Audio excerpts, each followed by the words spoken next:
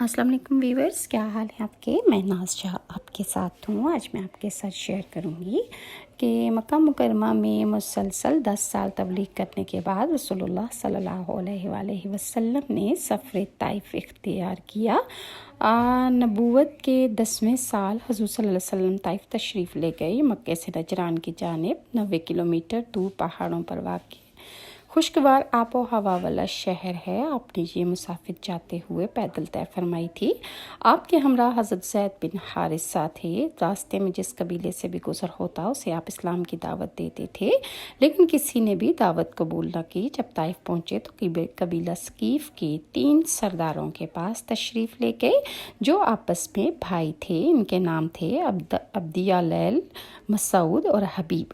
آپ نے ان تینوں کو اسلام کی مدد کرنے اور اللہ اور رسول کی اطاعت کی دعوت دی۔ جواب میں ایک نے کہا کہ وہ کعبے کا پردہ پھاڑے گا اگر اللہ نے تمہیں رسول بنایا ہو تو۔ دوسرے نے کہا کیا اللہ کو تمہارے علاوہ اور کوئی نہیں ملا تھا؟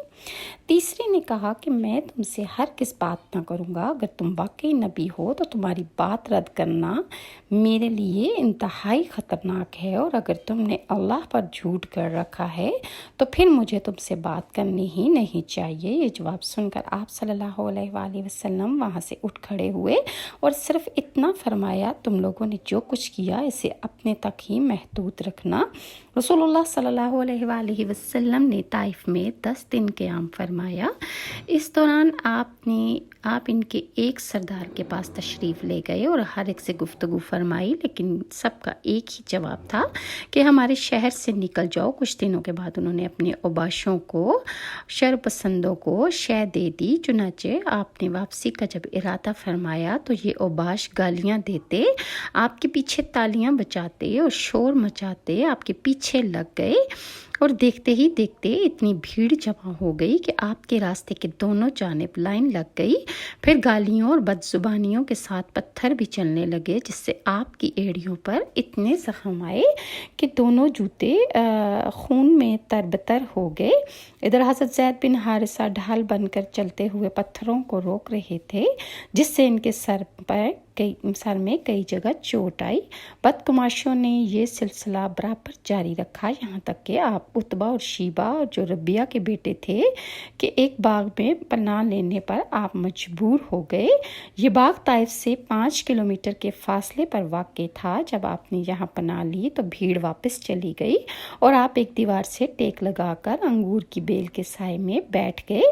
قدرے اطمینان ہوا تو آپ صلی اللہ علیہ وآلہ وسلم نے اللہ سے دعا فرمائی کہ اس دعا کو دعائے مستضعفین کے نام سے مشہور ہے۔ اس دعا کے ایک ایک حرف سے اندازہ کیا جا سکتا ہے کہ طائف میں اس بدسلوکی سے دوچار ہونے کے بعد اور کسی ایک بھی شخص کے ایمان نہ لانے کی وجہ سے آپ کس قدر دل فگار تھے، اور آپ کے احساسات پر حزن و علم اور ہم و غم کا کس قدر غلبہ تھا۔ دعائے مستضعفین آپ نے فرمایا کہ بار الہ میں تجھ سے اپنی کمزوری اور بے بسی اور لوگوں کے نزدیک اپنی بے قدری کا شکوہ پیش کرتا ہوں۔ یا ارحم الراحمین، تو کمزوروں کا رب اور لوگوں کے نزدیک تو کمزوروں کا رب ہے اور تو میرا بھی رب ہے۔ تو مجھے کس کے حوالے کر رہا ہے؟ کیا کسی بیگانے کے جو میرے ساتھ تندی یا میرے ساتھ سختی سے پیش آئے، یا کسی دشمن کے جس کو تو نے میرے معاملے کا مالک بنا دیا ہے؟ اگر تو مجھ سے ناراض نہیں تو مجھے کسی کی پرواہ نہیں ہے، لیکن تیری عافیت کی نظر کرم میرے لیے زیادہ کشادہ ہے۔ میں تیرے چہرے کے اس نور کی پناہ چاہتا ہوں جس سے تاریکیاں روشن ہو جاتی ہیں، اور جس کی برکت سے دنیا اور آخرت کے معاملات درست ہوتے ہیں، کہ تو مجھ پر اپنا غضب نازل کرنے یا تیرا عطاب مجھ پر وارد ہو۔ تیری ہی رضا مطلوب ہے، یہاں تک کہ تو خوش ہو جائے، اور تیرے بغیر کوئی زور اور طاقت نہیں۔ ادھر آپ کو ابنائے ربیہ نے اس حالت زار میں دیکھا تو ان کے جذبہ قرابت میں حرکت پیدا ہوئی، تو انہوں نے اپنے عیسائی غلام کو جس کا نام عداس تھا بلا کر کہا کہ اس انگور کا ایک گچھا لو اور اس شخص کو دے آؤ۔ جب اس نے آپ کی خدمت میں انگور پیش کیے تو آپ نے بسم اللہ الرحمن الرحیم کہہ کر ہاتھ بڑھایا اور کھانا شروع کر دیا۔ عداس نے کہا کہ یہ جملہ تو اس علاقے کے لوگ نہیں بولتے۔ حضور صلی सल्लल्लाहु अलैहि वसल्लम ने पूछा, तुम कहाँ के रहने वाले हो और तुम्हारा दीन क्या है? इसने कहा, मैं ईसाई हूँ और नैनवी का बशिंदा हूँ। आपने फरमाया, अच्छा तो तुम मर्द साले हो, यूनुस बिन मती की बस्ती के रहने वाले हो? तो इसने पूछा, आप यूनुस बिन मती को कैसे जानते हैं? फरमाया, वो मेरे भाई हैं, वो नबी थे और मैं भी नबी हूँ। ये सुनकर अद्दास हुजूर सल्लल्लाहु अलैहि वसल्लम पर झुक पड़ा और आपके सर, हाथों और पाँव को बोसा दिया। ये देखकर रबिया के दोनों बेटों ने आपस में कहा, लो अब इस शख्स ने हमारे गुलाम को भी बिगाड़ दिया है। इसके बाद जब अद्दास वापस गया तो दोनों ने इससे कहा, ये क्या मामला था? इसने कहा, मेरे आका, रुए ज़मीन पर इस शख्स से बेहतर कोई और नहीं है। इसने मुझे ऐसी बात बताई है जिसे नबी के सिवा कोई नहीं जानता। इन दोनों ने कहा, देखो अद्दास, कहीं ये शख्स तुम्हें तुम्हारे दीन से फेर न दे, क्योंकि तुम्हारा दीन इसके दीन से बेहतर है।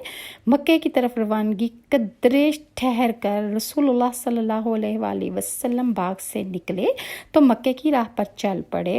गम और अलम की शिद्दत से तबीयत ने ढाल और दिल पाश पाश था। कर्न मनाजिल पहुँचे तो अल्लाह के हुक्म से हज़रत जिब्राईल अलैहिस्सलाम तशरीफ़ लाए। इनके साथ हुज़ूर सल्लल्लाहु अलैहि वसल्लम जहाँ जहाँ चलते जा रहे थे, बादल का टुकड़ा उनके पर चलता जा रहा था। जब आपने नज़र करम ऊपर उठाकर देखा तो आपको बादल के टुकड़े में हज़रत जिब्राईल अलैहिस्सलाम नज़र आए और उनके साथ पहाड़ों का फरिश्ता भी था। वो आपसे ये गुजारिश करने आया था कि या रसूलुल्लाह, अगर आप हुक्म दें तो वो इन मुजरमों को दो पहाड़ों के दरमियान पीस डालें, यानी ये पहाड़ जो हैं इन ताइफ वालों पर दे मारा जाए ताकि ये कुचल जाएं। तो रसूलुल्लाह सल्लल्लाहु अलैहि वसल्लम ने फरमाया, नहीं, बल्कि मुझे उम्मीद है कि अल्लाह ताला इनकी पुश्त से ऐसी नस्ल पैदा कर देगा जो सिर्फ़ एक अल्लाह की इबादत करेगी और इसके साथ किसी को शरीक नहीं ठहराएगी। सही बुखारी में उम्मुल मोमिनीन हज़रत आयशा रज़ी अल्लाह अन्हा से रवायत है कि उन्होंने एक दिन रसूलुल्लाह सल्लल्लाहु अलैहि वसल्लम से दरियाफ़्त किया कि क्या आप पर कोई ऐसा दिन भी आया है जो उहद के दिन से भी ज़्यादा संगीन रहा हो? आपने फरमाया, हाँ, तुम्हारी कौम से मुझे जिन जिन मसाइब का सामना करना पड़ा, इनमें सबसे संगीन मुसीबत ताइफ के दिन हुई, जब वहाँ के सरदारों ने मेरी तकज़ीब की और मुझे ताइफ से बाहर निकलना पड़ा। हत्ता कि कर्नुल सालब पहुँचकर जिब्राईल अलैहिस्सलाम से मुलाकात हुई तो उन्होंने पहाड़ों के फरिश्ते को मुझ पर पेश किया। उसने कहा कि या रसूलुल्लाह, अगर आप हुक्म दें तो इन दोनों पहाड़ों के दरमियान इनको कुचल दिया जाए या ये पहाड़ इनके ऊपर मार दिया जाए।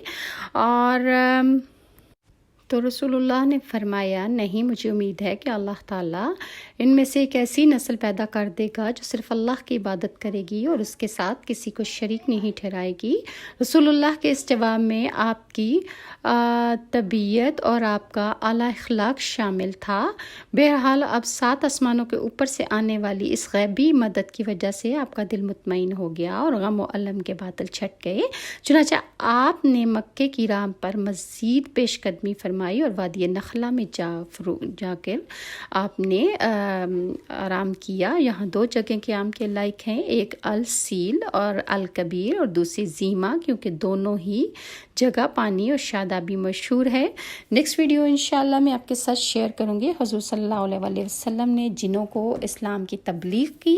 और अगर व्यूअर्स आपको मेरी ये वीडियोस अच्छी लगती हैं तो काइंडली लाइक और सब्सक्राइब ज़रूर कीजिए। नेक्स्ट वीडियो तक के लिए नाज को इजाज़त दें। अल्लाह हाफ़िज़।